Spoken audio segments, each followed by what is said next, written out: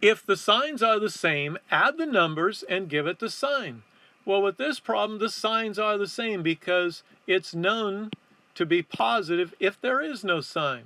So 6 plus 8 is 14.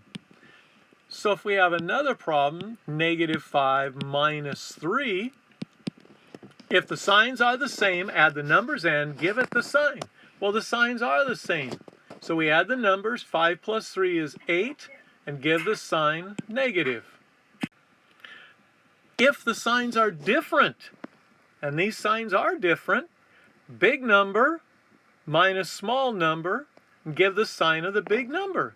So 5 minus 3, that's the big number minus the small number, and we don't look at the signs when we do this, equals 2, and then give the sign of the big number.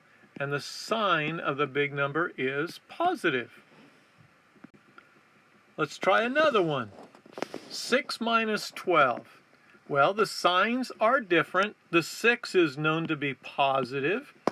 So we do big number minus small number, and that's 6, and give the sign of the big number. And the sign of the big number is negative. -6 is the answer. The next rule says that if you have two signs together, we're going to simplify those.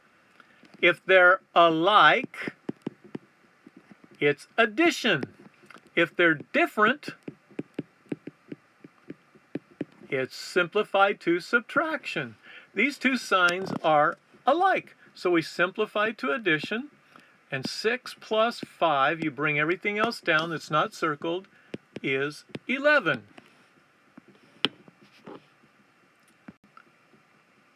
On this problem, we have two signs that are together.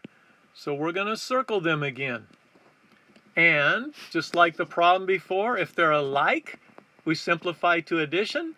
If they're different, we simplify to subtraction. Well, these two signs are different. So we're going to simplify to subtraction, and we bring everything else down.